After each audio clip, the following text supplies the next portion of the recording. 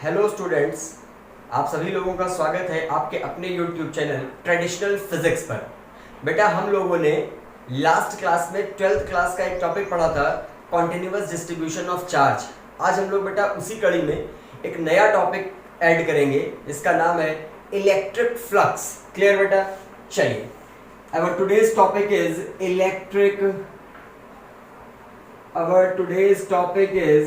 Electric flux. Clear बेटा? Electric flux पढ़ने से पहले सबसे पहले हम लोग पढ़ेंगे एरिया। What is area?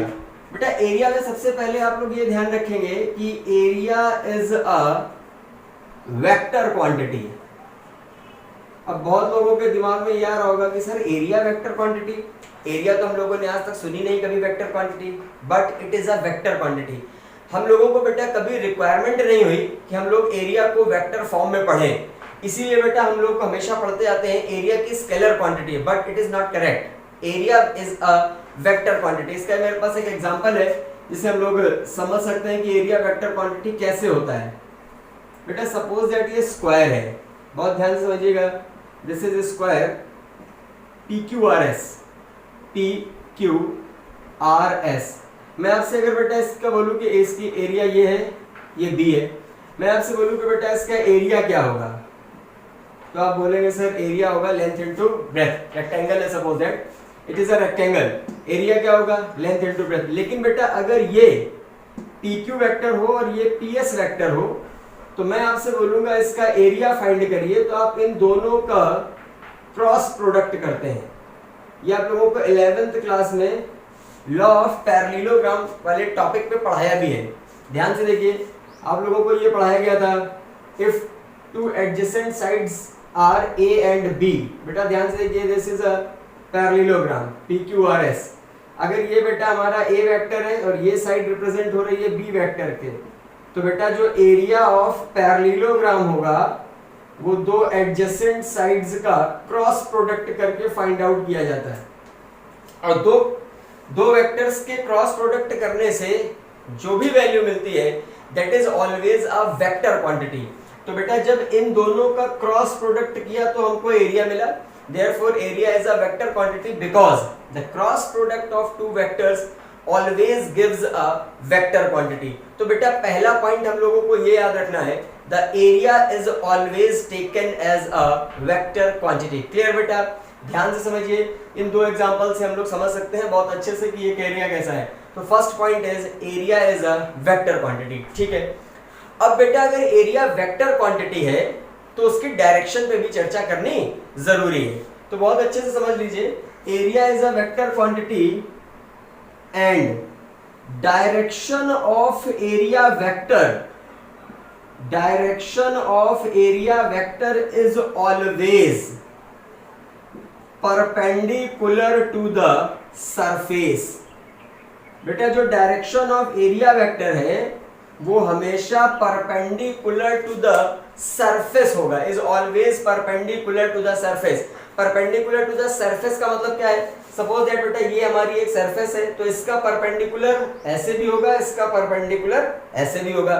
तो बेटा जो एरिया वेक्टर है वो या तो परपेंडिकुलर अपवर्ड या परपेंडिकुलर डाउनवर्ड। इसको हम लोग बेसिकली बोलते हैं the direction of area vector is always perpendicular to the surface. Surface के परपेंडिकुलर होगा, वो इनवर्ड आउटवर्ड दोनों हो सकता है और सिंपली आउटवर्ड भी हो सकता है। ये हम लोग आगे बेटा पढ़ेंगे। हमने यहां से सीखा है area is always taken as a vector quantity. बेटा एरिया कैसी क्वांटिटी होगी? Vector. And the direction of area vector is always perpendicular to the surface.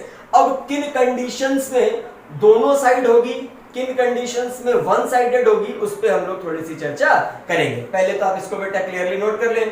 ठीक है बेटा, इसे आप बहुत अच्छे से समझ लें और इसी पे हम लोग आगे चर्चा करेंगे। चलिए अब बेटा हम लोग कुछ क्वेश्चन सॉल्व करते हैं, उन क्वेश्चंस के अकॉर्डिंग हम लोग इसको समझने की कोशिश करेंगे कि ये कैसी क्वांटिटी है। इधर देखिए,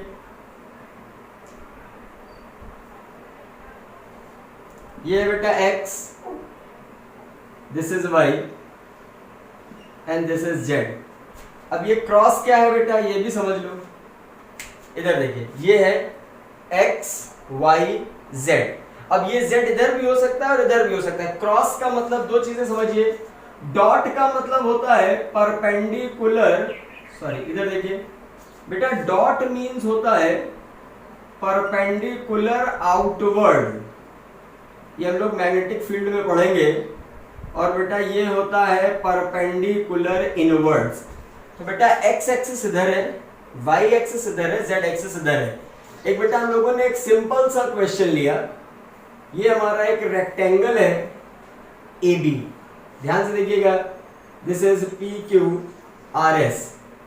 इस रेक्टेंगल की ये साइड ए है और ये साइड बी है। मैं आपसे बोलूं एरिया ऑफ रेक्टेंगल, बहुत ध्यान से समझिएगा बेटा, एरिया ऑफ रेक्टेंगल। तो बेटा इसको एरिया को ऐसे भी लिख सकते हैं और ये मैग्नीट्यूड है इसलिए ऐसे भी लिख सकते हैं। एरिया ऑफ रेक्टेंगल हमारा लेंथ इनटू ब्रेथ होता है। लेकिन बेटा अब मैं आपसे बोलूं कि एरिया वेक्टर, बहुत ध्यान से देखिएगा बेटा, वेक्टर बनाने के लिए मैग्नीट्यूड में यूनिट वेक्टर से मल्टीप्लाई करते हैं। वेक्टर फॉर्म करना है तो मैग्नीट्यूड इनटू यूनिट वेक्टर। अब बेटा ध्यान से देखो, बहुत ध्यान से देखिएगा, ये बेटा हमारा रेक्टेंगल है, ये रेक्टेंगल है, this is A, this is B. अब इसको इधर से समझिए बेटा, दिस इज अ रेक्टेंगल, ये एक्स एक्सिस, ये वाई एक्सिस। बेटा बहुत ध्यान से देखो, ये हमारा रेक्टेंगल है, एक्स एक्सिस, वाई एक्सिस।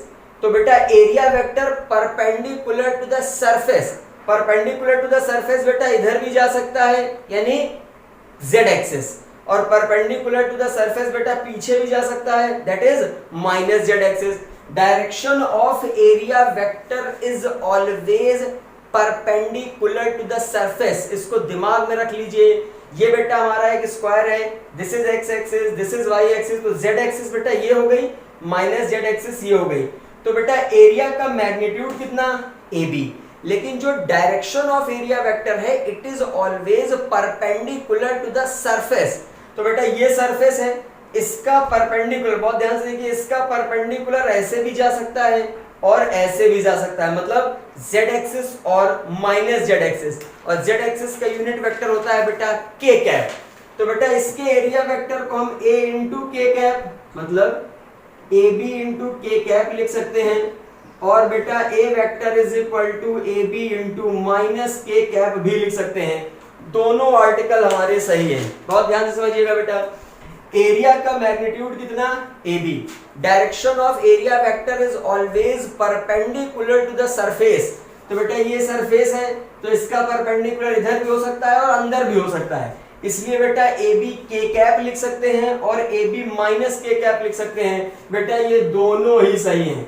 लेकिन अब कौन सा लिया जाएगा ये समझना है, समझना बेटा। अगर आपने एक क्वेश्चन में एरिया वेक्टर आउटवर्ड सेलेक्ट कर लिया तो पूरे क्वेश्चन में वो एरिया वेक्टर की डायरेक्शन आपको आउटवर्ड ही लेनी है। अगर आपने एरिया वेक्टर इनवर्ड सेलेक्ट कर लिया तो पूरे क्वेश्चन में direction of area vector inward ही लेनी है। और it is only for open surface. इस सरफेस को बेटा हम लोग बोलते हैं ओपन सरफेस। अब ओपन और क्लोज सरफेस क्या होती है अभी उस पर भी हम लोग चर्चा करेंगे। हमने अभी सिर्फ ये सीखना है कि area is a vector quantity, direction of area vector is perpendicular to the surface. For open surfaces area vector may be perpendicular to the surface outward और perpendicular to the surface inward. Clear बेटा, यहां तो इतना clear हो गया। अब बात करते हैं बेटा हम लोग सरफेसेस की, ध्यान से देखिएगा। जैसे एक छोटा सा और क्वेश्चन कर लेते हैं बेटा। मान लीजिए ये आपकी हमारी एक रिंग दे दी गई, रिंग है, इस रिंग की रेडियस है r, रिंग इज, ये बेटा हमारी रिंग है और इस रिंग की रेडियस दे दी गई यार, इसको हमने एक्स एक्सिस के अलावा हॉरिजॉन्टली प्लेस कर दिया। अब इसका बेटा एरिया क्या होगा, पाई आर स्क्वायर। क्लियर, अरे रिंग का एरिया हमने पढ़ा है, सर्कुलर रिंग होती है पाई आर स्क्वायर। मैं आपसे बोलूं एरिया वेक्टर, तो बेटा area vector is always perpendicular to the surface. ध्यान से देखिए बेटा, ये रिंग है, बहुत अच्छे से देखिएगा, इस रिंग को ऐसे रखा गया है। बेटा ध्यान से देखो, ये रिंग है, इसको ऐसे नहीं रखा गया है। This ring is placed along x axis horizontally. इसे बेटा ऐसे रखा गया है, ध्यान से देखिए ये ऐसे रखी गई है, तो बेटा इसका एरिया वेक्टर ऐसे रखा है, तो एरिया वेक्टर सेंटर से ऐसे अपवर्ड हो सकता है और ऐसे ही डाउनवर्ड भी हो सकता है। और बहुत अच्छे से फील करना होगा बेटा, area vector, electric flux, Gauss law, it is not only written, आपको फील करना होगा, इमेजिन करना होगा कि कहां से कैसा खेल बन रहा है। तो बेटा ये हमारी क्या है, रिंग है, इस रिंग को जो ऐसे फिगर दिख रहा है वो this ring is placed horizontally, ऐसे रखा है। अब बेटा इसका एरिया वेक्टर ध्यान से देखिए, ये एरिया वेक्टर ऐसे भी परपेंडिकुलर हो सकता है, एरिया वेक्टर ऐसे भी परपेंडिकुलर हो सकता है, मतलब अगर ये x पर रखा है तो एरिया वेक्टर किधर जाएगा, y पर। तो ध्यान से देखिए बेटा, एरिया वेक्टर के लिए ये हमारा हो गया, इस इज एरिया वेक्टर, बहुत अच्छे से समझो, किधर लग रहा है, y एक्सिस पर, और y एक्सिस का यूनिट वेक्टर होता है j कैप, तो बेटा pi R square into j cap, और simply pi R square into minus j cap, क्योंकि बेटा इसका area vector, this ring is placed, this area vector ऊपर भी हो सकता है और नीचे भी हो सकता है। चलिए उसके बाद बेटा हम लोग यहां से सीखते हैं सरफेसेस का कैसा खेल है, ओपन और क्लोज सरफेस की बात करते हैं। ध्यान से देखिएगा, यहां पर बेटा हमारे सिलेबस में जो सरफेसेस यूज होंगी, सारा खेल पहले उस पर चर्चा करेंगे।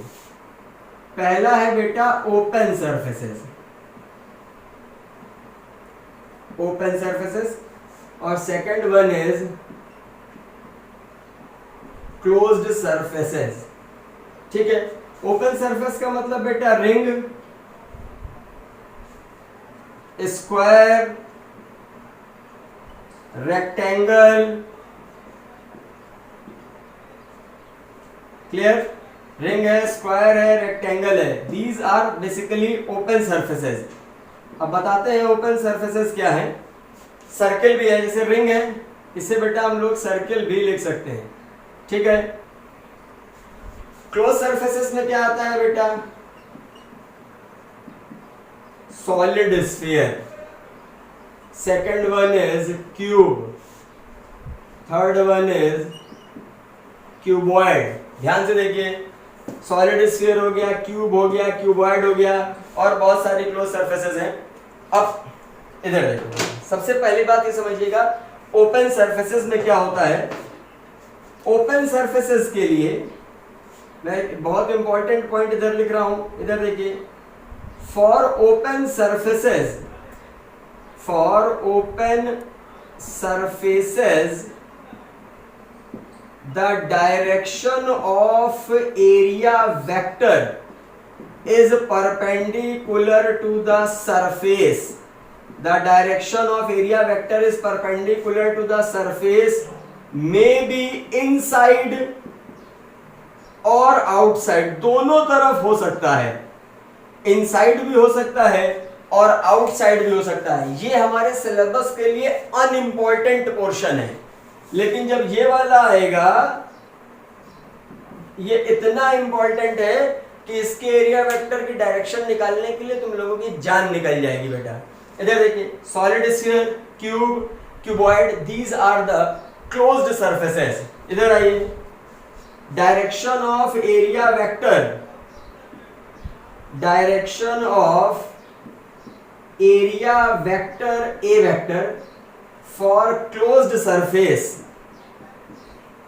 for closed surface is always perpendicular, is always perpendicular outwards। इसमें बेटा inwards नहीं होता है, perpendicular outwards, इसको बेटा बोलते हैं normally outward।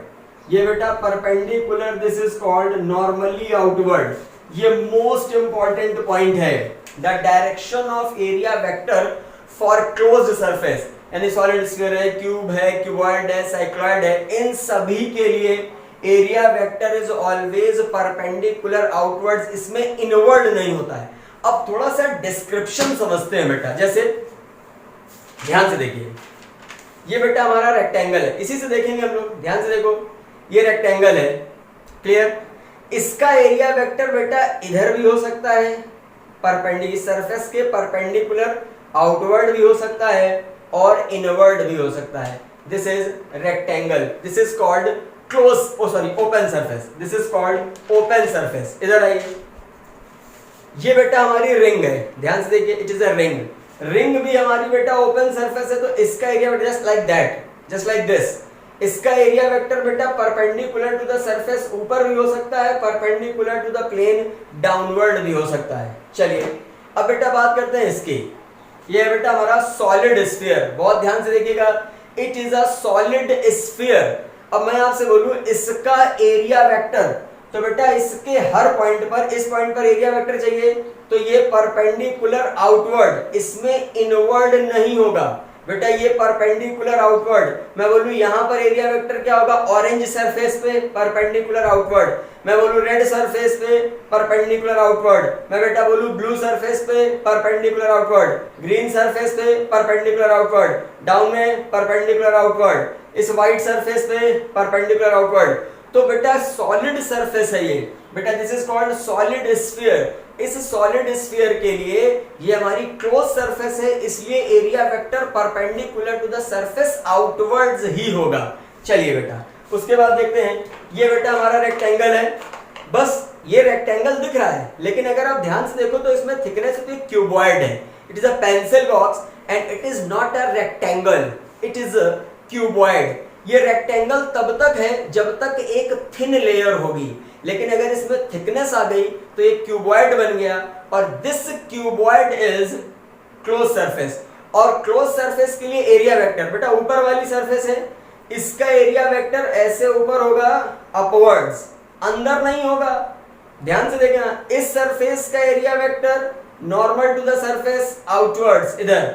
मैं बोलूं इस सरफेस का इधर, नीचे वाली सरफेस का इधर, इस वाली सरफेस का इधर। अब इसी को बेटा हम लोग बोर्ड पे थोड़ा समझने की कोशिश करेंगे, बहुत ध्यान से समझिएगा बेटा। बात करते हैं सॉलिड स्फीयर की। ये हमारा बेटा सॉलिड स्फीयर है, और हमने इसके बेटा 4-5 पॉइंट सेलेक्ट कर लिए। ये है P1, ये है बेटा हमारा P2, दिस इज P3, ये है P4, 4 पॉइंट है। ये है बेटा इसका सेंटर C। मैं आपसे बोलूं एरिया वेक्टर ऑन P2, तो बेटा पास कराइए सेंटर से और डायरेक्शन हमेशा आउटवर्ड्स। क्लियर बेटा। मैं बोलूं एरिया वेक्टर ऑन P1, तो पास कहां से करेगा, सेंटर से, डायरेक्शन आउटवर्ड। मैं बेटा बोलूं P4, डायरेक्शन किधर, आउटवर्ड। बेटा मैं बोलूं P3, डायरेक्शन किधर, आउटवर्ड, क्योंकि ये कैसी सरफेस है, क्लोज सरफेस है। और क्लोज सरफेस में सॉलिड स्फीयर है, तो किसी भी पॉइंट का जब हम लोग एरिया वेक्टर की डायरेक्शन फाइंड आउट करेंगे, तो सेंटर से एक लाइन ड्रॉ कर दीजिए पॉइंट को मिलाते हुए, सेंटर से पॉइंट को मिलाते हुए लाइन ड्रॉ कर दीजिए, और area vector is always perpendicular outward. यही डायरेक्शन बेटा क्या कहलाती है, डायरेक्शन ऑफ एरिया वेक्टर। फिर बेटा सेकंड पार्ट आता है, मान लीजिए क्यूब की बात करें हम लोग, ध्यान से देखिएगा। क्यूब में बेटा 6 सरफेसेस होती हैं, सामने से आपको दिखाया जाएगा तो आपको 4 सरफेसेस दिखेंगी, 4 नहीं दिखेंगे, सॉरी 2 नहीं दिखेंगी, बहुत ध्यान से देखिएगा। दिस इज अ क्यूब बेटा, ये पहली सरफेस है, फिगर देखते रहिए। ये बेटा पहली सरफेस है, सपोज दैट दिस,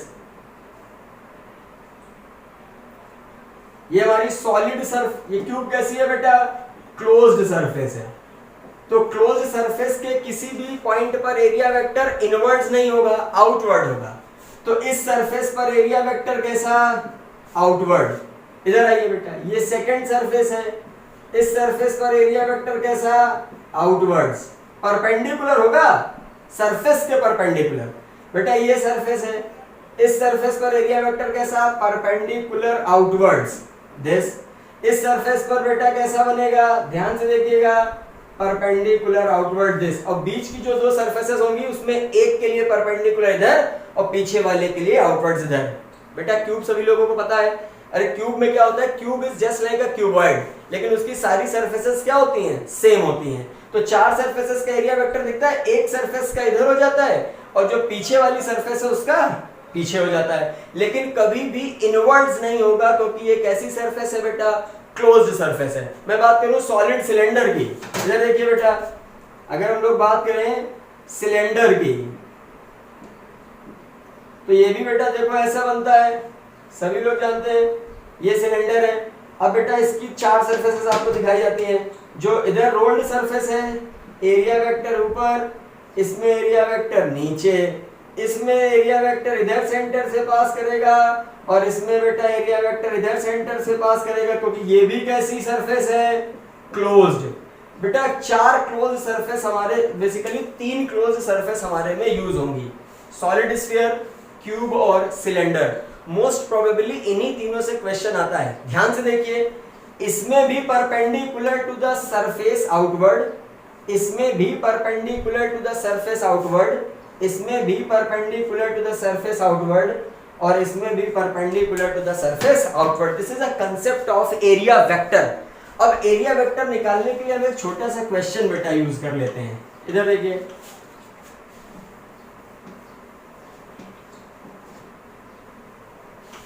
बहुत ध्यान से देखो, एक सिंपल सा क्वेश्चन है,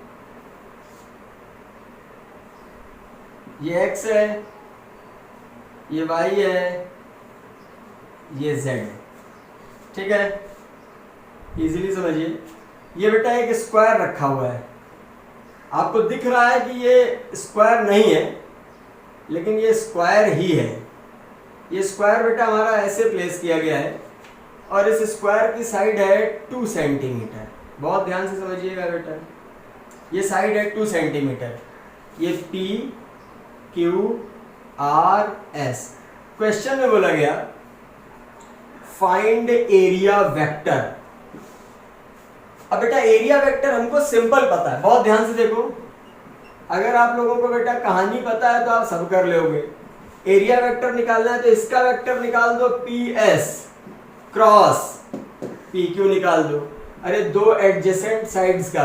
तो बेटा बहुत ध्यान से देखिए, ये J गैप है क्योंकि ये y एक्सिस है, दो दो दो, तो बेटा ये भी कितना, 2 सेंटीमीटर। तो मैं आपसे बोलूं PQ, तो इसका बेटा मैग्नीट्यूड कितना, 2 सेंटीमीटर। मैं आपसे बोलूं PQ वेक्टर, तो मैग्नीट्यूड इनटू यूनिट वेक्टर, और y एक्सिस का यूनिट वेक्टर कितना, j कैप। तो बेटा PQ वेक्टर तो हमारा निकल आया j कैप। अब किसी भी तरह इस पॉइंट के कोऑर्डिनेट मिल जाए, भाई ये तो ओरिजिन है 0,0,0। अब इसके कोऑर्डिनेट निकाल देंगे तो इसका वेक्टर मिल जाएगा। अब फाइंड कैसे करेंगे बेटा, ध्यान से देखिए, ये x है, ये z है, तो इस पूरे प्लेन को हम लोग बोलेंगे XZ प्लेन। मतलब x की वैल्यू होगी, y की वैल्यू 0 होगी, z की वैल्यू होगी, मतलब 0 दिस, मतलब x की वैल्यू कुछ होगी, XZ प्लेन है तो y 0 होगा और z की वैल्यू कुछ होगी। मान लेते हैं ये एंगल है 60 डिग्री, सपोज दैट ये एंगल बेटा हमारा कितना है 60 या 30, दिस एंगल इज 30, तो अंडरस्टूड है दिस एंगल इज 60। तो बेटा इस दो के, this 2 has divided in 2 components, this 2 is divided along x axis and this 2 is divided along y axis। बहुत सिंपल है, बिल्कुल इजी। ध्यान से देखिए बेटा, कंपोनेंट करना सीखा है हम लोगों ने, जितना एंगल रोटेट करेंगे उसके साथ कॉस। मान लो आपको ये 30 दिया बेटा, ये 90 क्यों है ये भी समझिए। x y z all are perpendicular to each other, तो अगर ये प्लेन ऐसे रखा हुआ है तो यहां से अगर 30 बनाएगा तो इधर से क्या बनाएगा 60, क्योंकि x और z कितने एंगल पर होते हैं 90, तो बेटा ये एंगल कितना 60। अब बेटा हम लोगों को क्या करना है, इस दो के एक कंपोनेंट x पर कर लीजिए, एक कंपोनेंट z पर कर लीजिए, तो यहाँ पर आपको x मिल जाएगा और z मिल जाएगा। तो बेटा जितना एंगल घुमाते हैं cos, तो x एक्सिस के लॉन्ग कंपोनेंट हो गया 2 cos 30, तो 2 cos 30 की वैल्यू √3/2, तो ये हो गया बेटा √3। बेटा इधर एक कंपोनेंट हो जाएगा 2 cos 60, 2 cos 60, कुछ लोग sin 30 भी करेंगे तो cos 60 भी हाफ होता है, sin 30 भी हाफ होता है। वैल्यू क्या हो गई बेटा 1। तो बेटा x पर वैल्यू कितनी आई √3। तो बेटा z पर वैल्यू कितनी आई 1। तो बेटा PQ PS वेक्टर कितना हो गया, ध्यान से देखिए, पहली वैल्यू में i कैप से मल्टीप्लाई, सेकंड में j कैप से मल्टीप्लाई और थर्ड में k कैप से मल्टीप्लाई। ये वेक्टर बनाने का तरीका है कोऑर्डिनेट से।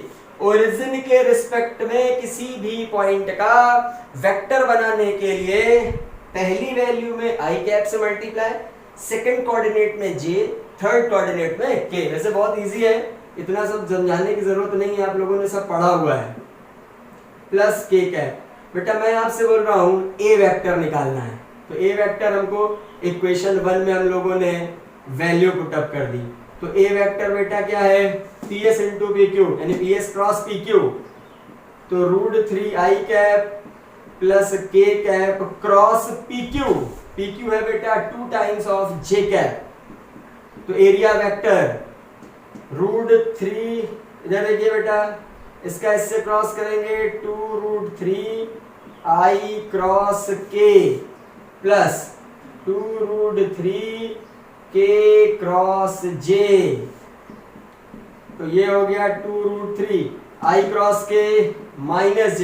बेटा i क्रॉस k, ध्यान से देखिए, i cross j k, j cross k i, बहुत ध्यान से देखिए, और i क्रॉस k j। अरे तुम लोगों ने पढ़ा होगा भाई, इधर i होता है, फिर ये j लेते हैं, फिर ये k, i cross j k, j cross k i, j cross k i, k cross i j। लेकिन अगर i क्रॉस k है तो माइनस j प्लस 2√3, सॉरी √3 नहीं होगा, 2 है, plus 2 k cross j, j cross k i, तो k cross j minus i।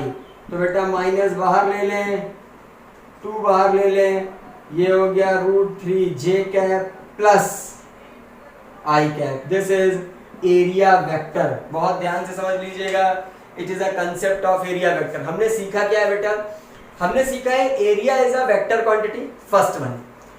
Area is a vector quantity and the direction of area vector is always perpendicular to the surface. For open surface like triangle, rectangle, square, ring, the area vector may be perpendicular outward or inward, but for the closed surface like cuboid, cube, solid sphere, cylinder, the direction of area vector is always perpendicular outwards, not inwards. Clear बेटा? अब बेटा हमारा topic आता है electric flux. Electric flux बहुत important है और समझने में भी बहुत दिमाग चलेगा। Most important topic electric flux. बेटा इलेक्ट्रिक फ्लक्स को समझने से पहले हम लोगों को थोड़ा सा कहानी समझनी पड़ेगी, फील करना है। इलेक्ट्रिक फ्लक्स रटने के चक्कर में रहोगे कुछ नहीं होगा। बेटा हम लोगों को पहला टॉपिक चैप्टर पढ़ाया जाता है electrostatics. Everything is related to the electrical energy, electric field. फिर बेटा हम लोगों को पढ़ाया जाएगा मैग्नेटिक या मैग्नेटिज्म। वहां पर जो कुछ भी होगा सब मैग्नेटिक फील्ड से रिलेटेड होगा, मतलब मैग्नेटिक एनर्जी या मैग्नेटिक फील्ड। थर्ड टॉपिक हम लोग बेटा पढ़ते हैं इलेक्ट्रोमैग्नेटिक वेव्स। पढ़ाने का तरीका ये होता है कि हमको इलेक्ट्रोमैग्नेटिक वेव्स पहले पढ़ाना चाहिए, क्योंकि इलेक्ट्रोमैग्नेटिक वेव्स में ही इलेक्ट्रिक फील्ड भी है। This is called electrical energy. Electromagnetic wave में ही मैग्नेटिक फील्ड भी है, this is called magnetic energy. और इन दोनों का कॉम्बिनेशन है इलेक्ट्रोमैग्नेटिक वेव्स। लेकिन हम लोगों को अलग अलग पढ़ाया जाता है। What is electric field, sorry what is electric flux. बेटा जब भी इलेक्ट्रोमैग्नेटिक वेव्स प्रोपेगेट होगी, मान लीजिए इलेक्ट्रोमैग्नेटिक वेव्स इधर जा रही है, बहुत फील करिएगा, इलेक्ट्रोमैग्नेटिक वेव्स ऐसे जा रही है, तो इसके एक परपेंडिकुलर डायरेक्शन में इधर और एक परपेंडिकुलर डायरेक्शन में इधर इलेक्ट्रिक और मैग्नेटिक एनर्जी ऑसिलेट होती है, यानी इलेक्ट्रिक और मैग्नेटिक एनर्जी प्रोपेगेट होती है। बेटा सपोज दैट इलेक्ट्रोमैग्नेटिक वेव इधर जा रही है सीधे, बिल्कुल क्लियर बेटा। तो इसके परपेंडिकुलर इधर एक डायरेक्शन में इलेक्ट्रिकल एनर्जी प्रोपेगेट होती है, यानी ऑसिलेट होगी, और इसके एक परपेंडिकुलर डायरेक्शन में मैग्नेटिक एनर्जी ऑसिलेट होगी। बेटा इसी इलेक्ट्रिकल एनर्जी और मैग्नेटिक एनर्जी का जो काउंट है, this is called electric flux and magnetic flux. समझिएगा, समझना यह है कि electric flux basically electrical energy है। अब इलेक्ट्रिकल एनर्जी क्या है? इलेक्ट्रिकल एनर्जी है इलेक्ट्रिक फील्ड लाइंस। अरे इलेक्ट्रिक फील्ड लाइंस क्या है? इलेक्ट्रिक फील्ड को रिप्रेजेंट करने के लिए हम लोग लाइंस का यूज करते हैं। These lines are called electric field lines, पढ़ाया है मैंने। तो electric field lines electric field को रिप्रेजेंट करती हैं और वही इलेक्ट्रिक फील्ड इलेक्ट्रिकल एनर्जी है। और वही इलेक्ट्रिकल एनर्जी का जो काउंट है, मतलब कितनी एनर्जी है, वो क्या है बेटा? Electric field. तो फील्ड लाइंस से इलेक्ट्रिक फील्ड इलेक्ट्रिकल एनर्जी है और उस इलेक्ट्रिकल एनर्जी का जो काउंट है, this is called electric flux. तो बेसिकली हम ये कह सकते हैं कि इलेक्ट्रिक फ्लक्स क्या है? Number of count of electric field lines. बहुत ध्यान से देखिएगा, इलेक्ट्रिक फील्ड लाइंस या हम लोग इसे बोलते हैं इलेक्ट्रिक एनर्जी, कोई बुराई नहीं है। passes through any surface is called electric flux,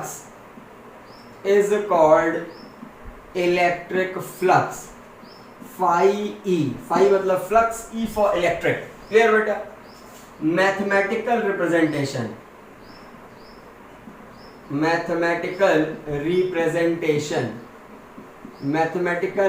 representation, ध्यान से समझिएगा। ये मैथमेटिकल रिप्रेजेंटेशन समझने के लिए आपको बहुत इंपॉर्टेंट है कि हम लोगों को ये समझ में आना चाहिए कि इलेक्ट्रिक फ्लक्स कैसे क्रिएट हो रहा है। बेटा ध्यान से देखो, suppose that electric field lines इस पूरे स्पेस में, जहां तक आपको मैं दिख रहा हूं, इस पूरे स्पेस में फील्ड लाइंस ऊपर से नीचे आ रही हैं। फील करना होगा, यहां से काम होगा, बोर्ड से नहीं होगा। फील करिए, बिल्कुल दिमाग लगाइए। बेटा फील्ड लाइंस लगातार ऊपर से नीचे आ रही हैं, ऐसे कंटिन्यूअसली ऊपर से नीचे फील्ड लाइंस मूव कर रही हैं, ऊपर से नीचे, ऊपर से नीचे, ऊपर से नीचे। मैंने बोला कि ये बेटा हमारा मग है, इस मग के अंदर कितनी एनर्जी होगी, मतलब इस मग के अंदर जितनी फील्ड लाइंस आ जाएंगी बेटा, वही तो इसका फ्लक्स होगी। ये सरफेस हो गई, ध्यान से देखो, इट इज अ सरफेस। इधर देखिएगा, electric field lines passes through the surface is called electric flux. Field lines बेटा ऊपर से इधर ऐसे ऐसे ऐसे ऐसे ऐसे ऐसे ये लगातार फील्ड लाइंस आ रही हैं। मैं इसका फ्लक्स निकालना चाहता हूं तो मैंने इसको ऐसे लगाया बेटा। तो इसके अंदर कितनी फील्ड लाइंस आई? 1 2 3 4 5। कुछ इधर जा रही होंगी, कुछ इधर जा रही होंगी, लेकिन इसके अंदर जो फील्ड लाइंस आएंगी इसका फ्लक्स तो वही होगा। This is phi E exact. अब बेटा हमने पहला काम किया कि इसका एरिया बढ़ाया। बेटा ध्यान से देखो, पहले इतने एरिया में 10 फील्ड लाइंस आ रही थी, तो इसका फ्लक्स था सपोज दैट 20। हमने बेटा इसका एरिया बढ़ा के यहां तक कर दिया। मग जो था उसको ऐसे इस छोटे मग की जगह हमने बड़ा मग यूज किया। तो बेटा अब नंबर ऑफ फील्ड लाइंस ज्यादा यूज होंगी तो एरिया क्या होगा? बढ़ेगा। यानी अगर आप एरिया बढ़ाएंगे तो फील्ड लाइंस ज्यादा एंटर करेंगी तो फ्लक्स भी ज्यादा होगा। तो पहला पॉइंट आता है बेटा, first point is electric flux directly proportional to the surface area.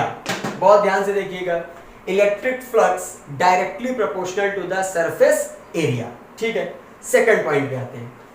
बेटा सपोज दैट पहले आ रही थी 20 फील्ड लाइन, एरिया बढ़ाया, अब 100 फील्ड लाइन। अब एरिया को हमने कांस्टेंट कर दिया, एरिया इतना ही है, एरिया इतना ही है, और इसमें लगातार 10 लाइन आ रही थी। अब हमने क्या किया? एनर्जी बढ़ा दी। एनर्जी का मतलब इलेक्ट्रिक फील्ड, इलेक्ट्रिक फील्ड का मतलब फील्ड लाइंस। तो पहले इसमें 10 फील्ड लाइन आ रही थी, अब इसमें 100 फील्ड लाइन आने लगी। इसका मतलब एनर्जी बढ़ाने के भी फ्लक्स बढ़ता है। एनर्जी मतलब इलेक्ट्रिक फील्ड। तो दूसरा पॉइंट क्या हुआ बेटा? Second point is electric flux directly proportional to electric field. इधर देखिए सेकंड पॉइंट को ध्यान से समझिएगा। पहले पॉइंट में एरिया बढ़ाया, नंबर ऑफ फील्ड लाइन बढ़ी, नंबर ऑफ फील्ड लाइन बढ़ी तो फ्लक्स बढ़ा, यानी electric flux is directly proportional to area. Area बढ़ा रहे हैं तो फ्लक्स क्या हो रहा है, बढ़ रहा है। अब बेटा हमने एरिया को कांस्टेंट कर दिया, इस मग का एरिया बेटा हमने इतना ही लिया है, ध्यान से देखना, इस मग का एरिया इतना ही है, फिक्स हो गया। पहले फील्ड लाइन आ रही थी इसमें 10, हमने क्या किया, ऊपर से आने वाली इलेक्ट्रिक फील्ड लाइंस को बढ़ा दिया।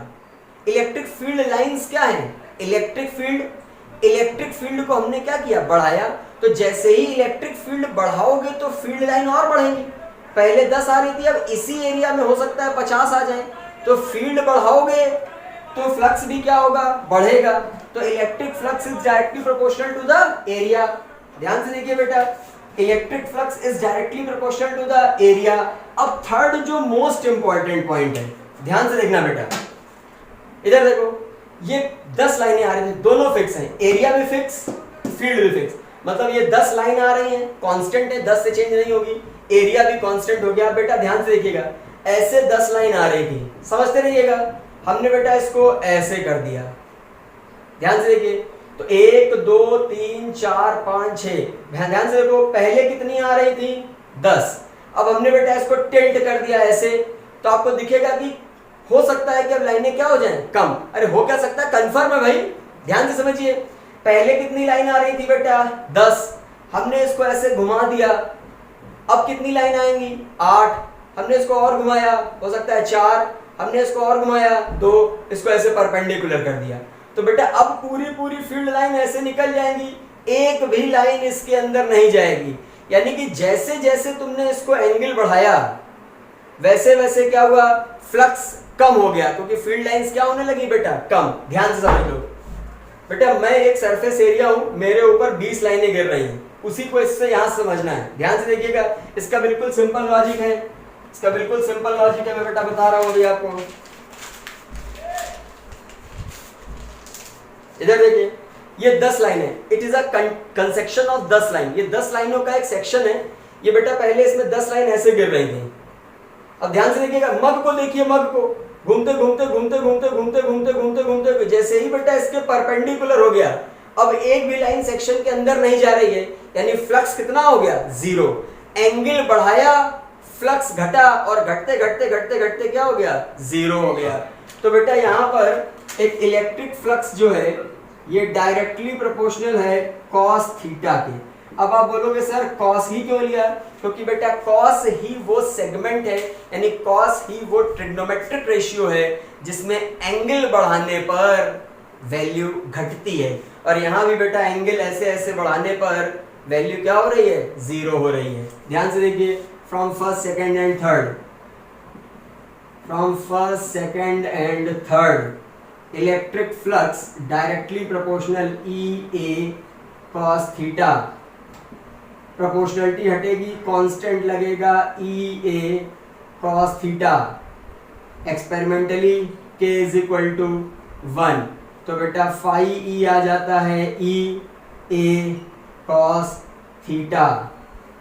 तो यहां से बेटा इसको क्या लिख सकते हो, अरे A डॉट B क्या होता है, A B cos थीटा, तो E डॉट A ऐसा किताबों में लिखा रहता है। The scalar product of electric field and area vector is called electric flux।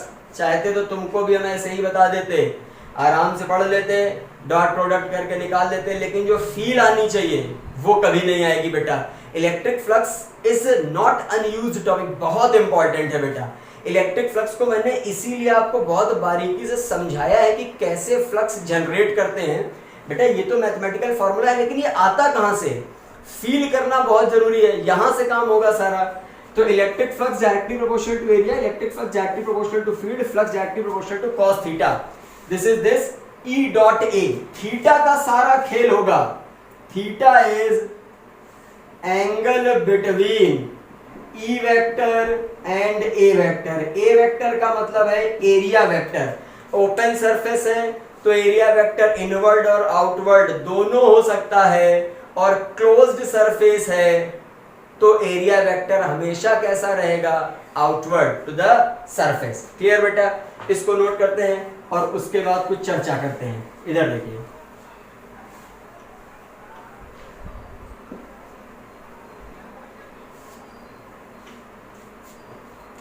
बेटा हम लोगों ने फाई ई क्या पढ़ा है, ई ए कॉस थीटा, ठीक है।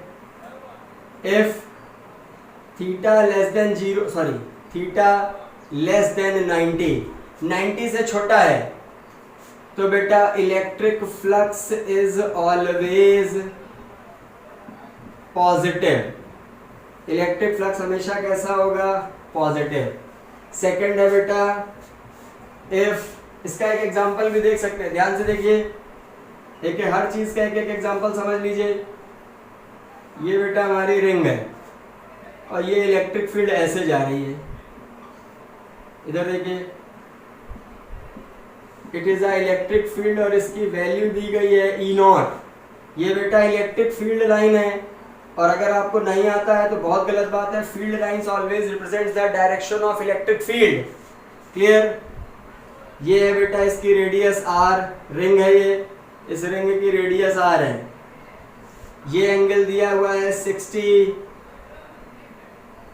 आपसे बोला गया find electric flux, find electric flux, तो आप लोगों ने तुरंत लगाया बेटा ई ए कॉस थीटा, तो phi E is equal to E कितना, E naught, area pi R square, cos theta कितना 60, इलेक्ट्रिक फ्लक्स कितना E naught pi R square into half. गलत हो गया, ध्यान से देखिए, दिमाग लगाना होगा बेटा इसमें, इसलिए इतना इजी क्वेश्चन नहीं है जितना दिख रहा है। बेटा theta is the angle between, फिर से मैं बता रहा हूं, theta is angle between A vector and E vector. सबसे पहले बेटा ई वेक्टर तो ठीक है, ये ई वेक्टर है क्योंकि फील्ड लाइन हमेशा इलेक्ट्रिक फील्ड की डायरेक्शन को दिखाता है, तो it is a direction of electric field and whose magnitude is E naught. लेकिन area vector, area vector is always perpendicular to the surface. बेटा ये रिंग है, मैंने आपको अभी बताया था, ये एक्स एक्सिस के अलोंग रखी है, तो इसका एरिया वेक्टर किधर जाएगा, वाई एक्सिस पर।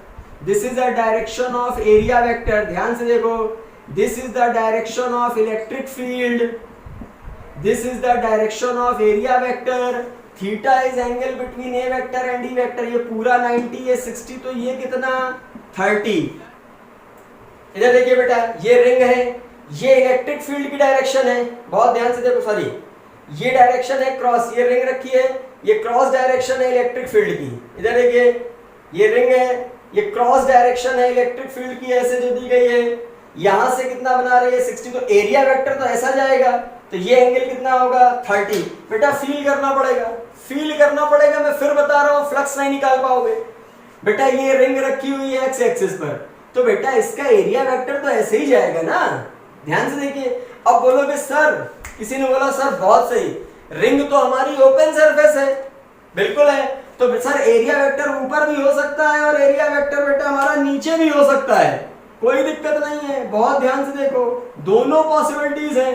तो बेटा आपकी देखिएगा, बिल्कुल देखिए, ये इलेक्ट्रिक फील्ड है, इधर देखो ये इलेक्ट्रिक फील्ड है, ये एरिया वेक्टर है, ध्यान से देखिए, यहां पर थीटा ये एंगल होगा, तो ये 60 था, ये 90 था, तो 90 प्लस 60 150।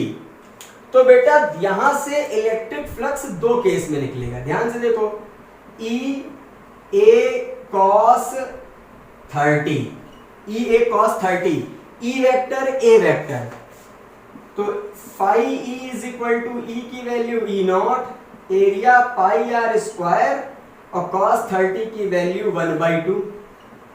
बहुत सही, तो E naught pi R square by 2। ध्यान से देखिए, न्यूटन मीटर स्क्वायर पर कूलम, अभी बता देंगे यूनिट कैसे आता है। अब बेटा ध्यान से समझना क्या है कि एरिया ओपन सरफेस है, रिंग हमारी कैसी है बेटा, ओपन सरफेस, तो ओपन सरफेस का एरिया वेक्टर सरफेस के ऊपर भी और नीचे भी, ये देखो ये है, ऊपर भी और नीचे भी। तो बेटा नीचे जब लोगे तो फील्ड इधर, एरिया वेक्टर इधर, तो पूरा एंगल कितना 60, ये 90, ये 150। तो यहीं पर बेटा एक सेकंड पार्ट लगेगा, ई ए कॉस 150। तो phi is equal to E, value है ई नॉट, ये पाई आर स्क्वायर, और ये कॉस 150 यानी कॉस 90 प्लस 60। बहुत ध्यान से देखो, E naught pi R square cos 90 plus theta minus sine theta, तो माइनस साइन 60। अरे 90 प्लस 60, बहुत ध्यान से देखिएगा, सॉरी cos 30 √3/2 है। ध्यान से देखिए, cos 90 प्लस 60 माइनस साइन 60, तो बेटा माइनस का ई नॉट पाई आर स्क्वायर, और ये हो गया √3/2 साइन 60। बेटा इधर देखो, अगर आप मैग्नीट्यूड देखो तो दोनों में सेम है, एक पॉजिटिव है एक नेगेटिव है, दोनों ही आंसर सही है।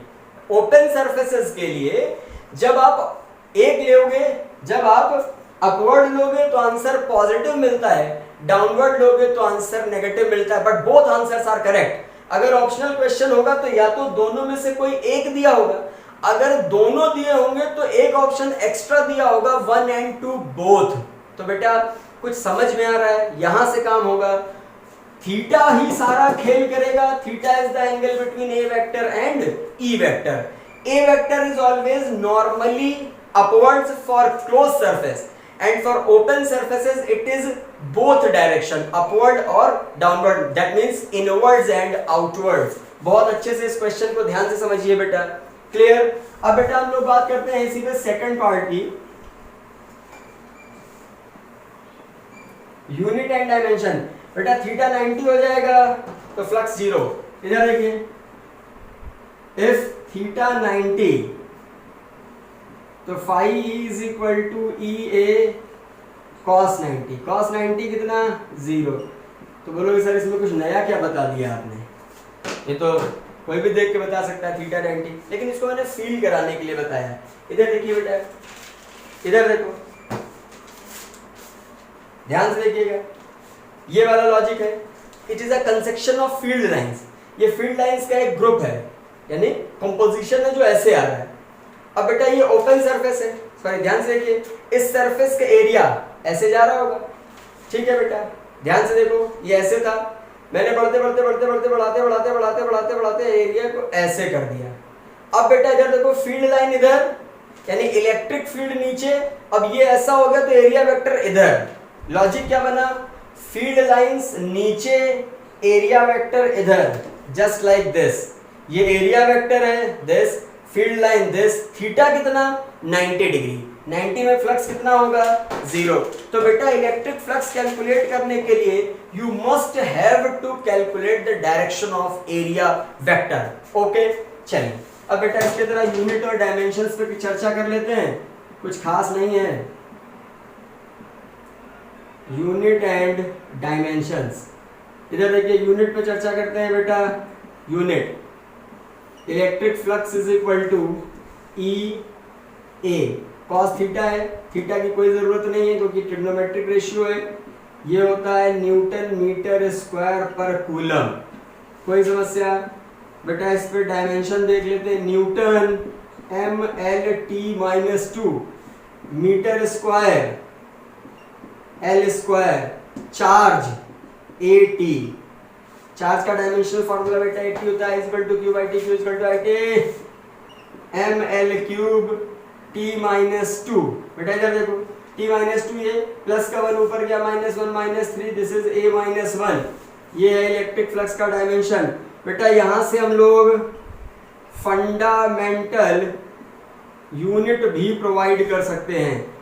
Phi is equal to mass kg, length metre cube, ये सेकेंड, ये हो गया बेटा एम्पियर -1। ये इसका फंडामेंटल यूनिट है। ये कॉमन से आर्टिकल्स हैं जो आप लोगों को पता होने चाहिए। चलिए आगे देखते हैं बेटा हम लोग। अब कुछ क्वेश्चंस इस पे सॉल्व करते हैं और एक अच्छी चर्चा पर इसको लेकर चलते हैं। इधर देखो भाई, इलेक्ट्रिक फ्लक्स क्या फाइंड किया बेटा हम लोगों ने, ई ए कॉस थीटा। सीखा क्या?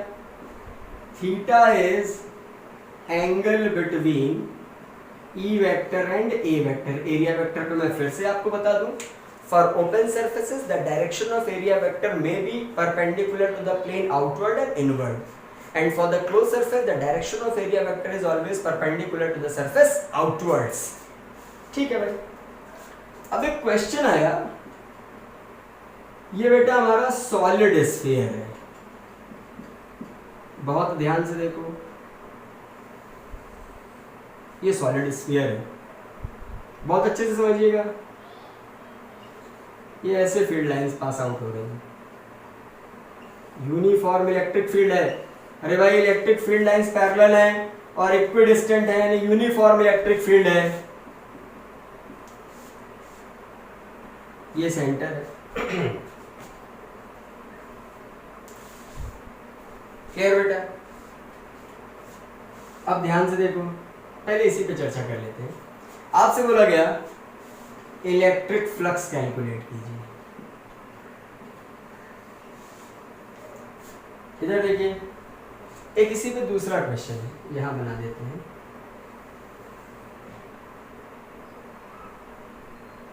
ये चार्ज रखा है क्यों? ऐसे 3 फील्ड लाइंस पास आउट कर रहे हैं इससे, ओनली 3। ये हमारा सॉलिड स्फीयर है, बोला गया इसका इलेक्ट्रिक फ्लक्स निकालिए। ध्यान से देखो बेटा, पॉजिटिव फ्लक्स और नेगेटिव फ्लक्स का क्या मतलब होता है? पॉजिटिव फ्लक्स और नेगेटिव फ्लक्स का मतलब होता है, अगर पॉजिटिव फ्लक्स है मतलब थीटा कितना है? 90 से छोटा। Positive flux means field lines inwards, 90 से छोटा। नेगेटिव फ्लक्स का मतलब है theta is lie between 90 to 80। अगर 90 से 180 के बीच में है तो नेगेटिव फ्लक्स, क्योंकि फ्लक्स हमारा बेटा पॉजिटिव नेगेटिव जीरो तीनों हो सकता है। अभी मैंने निकाला था एक क्वेश्चन में, थीटा 60 लिया था, ध्यान करिए, थीटा 60 लिया था यानी 90 से छोटा तो पॉजिटिव आया है। थीटा को 150 लिया था 90 और 180 के बीच में तो नेगेटिव आया था। अगर थीटा 90 ले लेते हैं तो फ्लक्स हमारा जीरो आता है, अभी पढ़ाया है। तो बेटा इलेक्ट्रिक फ्लक्स पॉजिटिव नेगेटिव और जीरो तीनों हो सकता है। बेटा ये हमारी कैसी सरफेस है? अरे सॉलिड स्फीयर है, कैसी सरफेस है? Closed surface. फील्ड लाइंस बाहर से अंदर जा रही हैं, ध्यान से देखिए, बाहर से आई अंदर गई और फिर बाहर निकल गई। इधर देखो, अरे भाई इलेक्ट्रिक फील्ड लाइंस हैं, पहले बाहर से कहां आ रही हैं? अंदर, फिर अंदर से कहां जा रही हैं? बाहर। ध्यान से देखिए बेटा, ध्यान से, 1 2 3 4, कितने पॉइंट से एंटर कर रही हैं? 4। बेटा निकल भी कितने पॉइंट से रही हैं? 2 3 4, मतलब 4 फील्ड लाइंस जब एंटर कर रही हैं तो पॉजिटिव फ्लक्स, और जब बाहर निकल रही हैं तो नेगेटिव फ्लक्स। तो बेटा नेट फ्लक्स कितना? 0। इसमें आइए, 1 2 3 पॉइंट से एंट्री हो रही है, 1 2 3 पॉइंट से ही निकल रही है। तो एंटर वाली पॉजिटिव और निकलने वाली नेगेटिव, तो बेटा नेट फ्लक्स कितना? 0। सिंपल क्वेश्चन है। अगर चार्ज बाहर है, बेटा यहां से फील्ड लाइन आ रही है, इस क्वेश्चन इसको देखो, फील्ड लाइंस इधर से आ रही हैं, इसका मतलब चार्ज इधर कहीं होगा। अरे फील्ड लाइंस किससे जनरेट होती है? चार्ज से। तो चार्ज अगर सरफेस के बाहर है और इलेक्ट्रिक फील्ड यूनिफॉर्म है तो इन दो कंडीशंस में किसी भी क्लोज्ड सरफेस से पास आउट होने वाला फ्लक्स हमेशा क्या होता है? 0। दो कंडीशन, सरफेस कैसी होनी चाहिए? क्लोज्ड। चार्ज कैसा होना चाहिए? Sorry, outside the surface. इधर देखिए, मान लो फिगर ऐसा दे दिया जाए, अरे हम लोगों ने क्यूब पढ़ा है बेटा, क्लोज सरफेस होता है, बोला गया ये है, ये ऐसे बना दिया गया। अरे नहीं बनाया गया तो बोला गया मान लीजिए ये फिगर ना बना दिया गया, ये तो मेरा एक केस है। क्वेश्चन चार्ज ऐसे रख दिया गया, यहां से ऐसे चार्ज रख दिया गया, बोला गया इससे पास होने वाला इलेक्ट्रिक फ्लक्स तुमने तुरंत बोला सर क्लोज सरफेस है, चार्ज बाहर है, इलेक्ट्रिक फील्ड फ्लक्स हमेशा कितना, जीरो। बिल्कुल रटा होना चाहिए।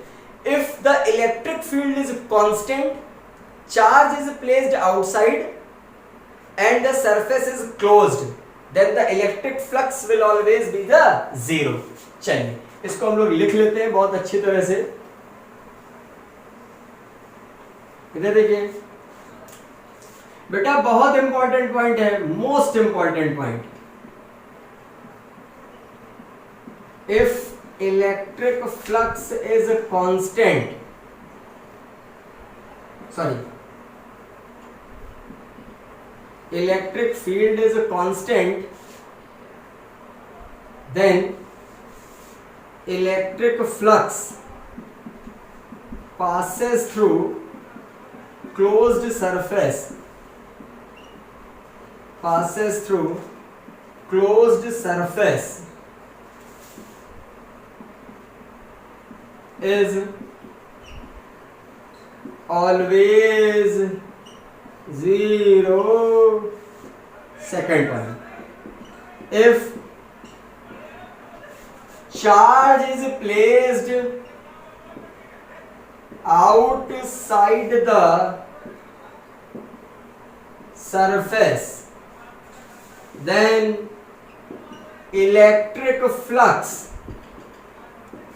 passes through closed surface is zero। ठीक है, इन दो कंडीशन में जीरो होता है हमेशा, लेकिन अगर अंदर रखा है तो जीरो नहीं होगा। बहुत ध्यान से समझ लीजिए, मैं बता रहा हूं, यहां से खेल होगा, यहां से फील करना होगा। भाई अगर इलेक्ट्रिक फील्ड कांस्टेंट है तो जितनी फील्ड लाइन आएंगी उतनी ही फील्ड लाइन उससे निकलेंगी। मतलब अगर 4 फील्ड लाइन एंटर करती है तो 4 फील्ड लाइन उससे निकलेंगी, तो आने वाली पॉजिटिव, जाने वाली नेगेटिव, नेट फ्लक्स कितना, जीरो। चार्ज अगर बाहर रखा, सपोज दैट ये हमारा सॉलिड स्फीयर है, चार्ज बाहर रखा है, तो ध्यान से देखिएगा 1 2 3 3 लाइनें एंटर करेंगी तो निकलेंगे भी कितनी, 3। इसका मतलब नेट फ्लक्स यहां भी कितना, जीरो। अब बेटा एक छोटा सा लॉजिक अगर हम आपको पढ़ा दें कि ऐसा होता क्यों है तो वो भी देख लीजिए। वैसे इसकी जरूरत नहीं है, लेकिन दिमाग में कहीं भी कुछ भी कंफ्यूजन नहीं होना चाहिए। मैं आपको बता देता हूं, जैसे मैंने ये वाला क्वेश्चन बेटा अभी लिया था, ध्यान से देखो, यहां चार्ज रखा है, दिस दिस एंड दिस, इधर इलेक्ट्रिक फील्ड ये है, मैं बोलूं एरिया वेक्टर, अरे भाई सेंटर यहां कहीं होगा, मैं बेटा बोलूं इस पॉइंट पर एरिया वेक्टर दिस, यहां पर बेटा इलेक्ट्रिक फील्ड किधर, अरे फील्ड लाइंस की तरफ ही तो होगी। बेटा मैं बोलूं यहां एरिया वेक्टर इधर, अरे एरिया वेक्टर सेंटर से पास आउट होगा आउटवर्ड। ध्यान से समझिए, सॉलिड स्फीयर है, इधर देखो, सॉलिड स्फीयर का मतलब क्लोज्ड सरफेस, क्लोज सरफेस का मतलब direction of area vector is always normally outwards. Centre से पास कराइए बाहर, इधर देखो, सेंटर से पास कराया बाहर, अंदर नहीं जाएंगे, सेंटर से पास कराया बाहर। ठीक, यहां पर एंगल देखो ई और ए, यहां पर एंगल देखो, ये बेटा थीटा जो है वो 90 से बड़ा है।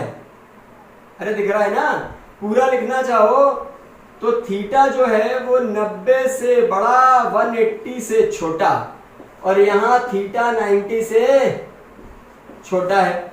तो बेटा थीटा जब 90 और 180 के बीच में आएगा तो यहां से जो फ्लक्स आएगा वो पॉजिटिव, और यहां से जो फ्लक्स आएगा वो नेगेटिव। मैं आपसे बोलूं बेटा नेट फ्लक्स,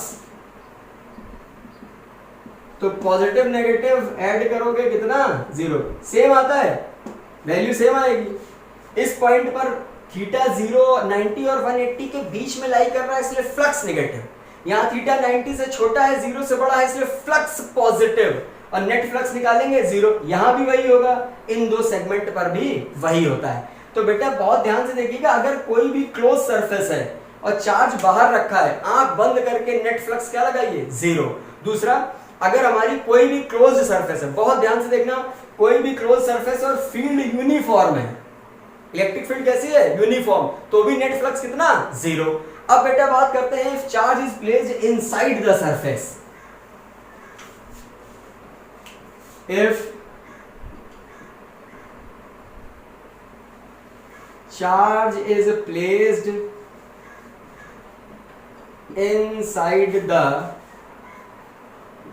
surface,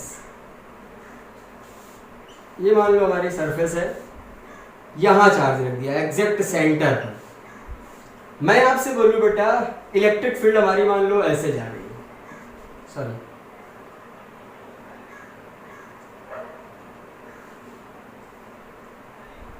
ये हमारा बेटा चार्ज है, इसको मैं बताने की जरूरत नहीं है, ये पॉजिटिव चार्ज है, इसका मतलब इससे फील्ड लाइंस निकलेंगी बाहर, और मैंने बताया है कि अगर आइसोलेटेड सिंगल पॉजिटिव चार्ज है तो फील्ड लाइंस स्ट्रेट होती हैं।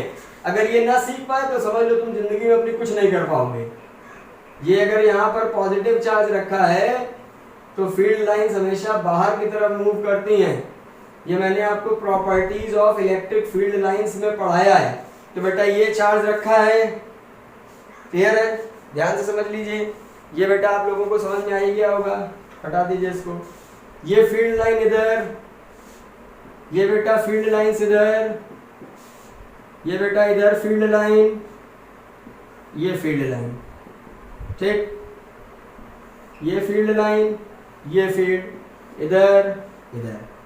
और मैंने बताया electric field lines represents the direction of electric field. तो यहां पर इलेक्ट्रिक फील्ड की डायरेक्शन ये, इधर इलेक्ट्रिक फील्ड ये, इधर इलेक्ट्रिक फील्ड ये। बहुत ध्यान से देखो, इस पॉइंट पर फील्ड इधर, इस पॉइंट पर फील्ड इधर, और इस पॉइंट पर फील्ड इधर। बहुत अच्छा, अंदर डॉटेड कर देते हैं ताकि क्लियर रहे थोड़ा सा, ठीक। चर्चा करते हैं बेटा एरिया वेक्टर की। इस पॉइंट पर एरिया वेक्टर देखो, एरिया वेक्टर निकालना है। सॉलिड स्फीयर है, अरे सॉलिड स्फीयर है, closed surface.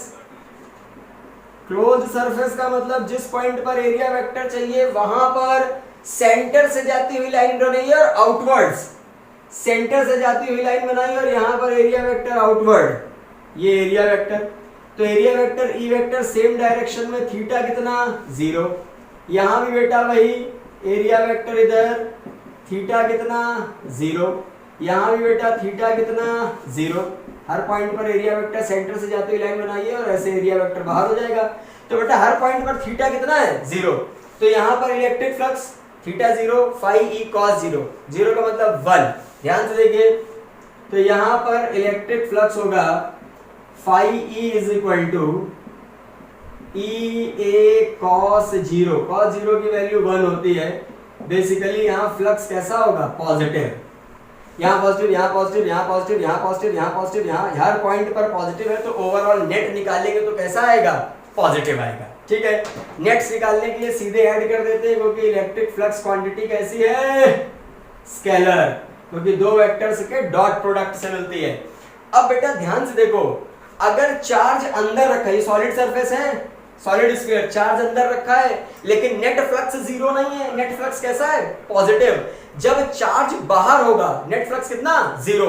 Electric field uniform होगी, नेट फ्लक्स कितना 0। लेकिन अगर चार्ज अंदर है तो नेट फ्लक्स 0 नहीं, कैसा, पॉजिटिव। और बेटा इसकी वैल्यू आती है phi E is equal to Q upon epsilon naught. इसको बोलते हैं Gauss law in electrostatics. This is called Gauss law in electrostatics. तो गॉस लॉ इन इलेक्ट्रोस्टैटिक्स पढ़ाने के लिए आपको इतनी कहानी बताई गई है, जिसमें एरिया वेक्टर है, जिसमें हमारा इलेक्ट्रिक फ्लक्स भी है, मग भी है, सॉलिड स्फीयर भी है, और बेटा सॉलिड स्फीयर भी है, क्यूब भी है। तो बेटा उम्मीद करता हूँ कि ये टॉपिक आप लोगों को बहुत अच्छे से समझ में आ गया होगा। हमने सीखा क्या है, area is a vector quantity, the direction of area vector is always perpendicular to the surface. For open surface it may be perpendicular inwards or outwards, and for closed surface it is only perpendicular to the surface outwards. Clear बेटा।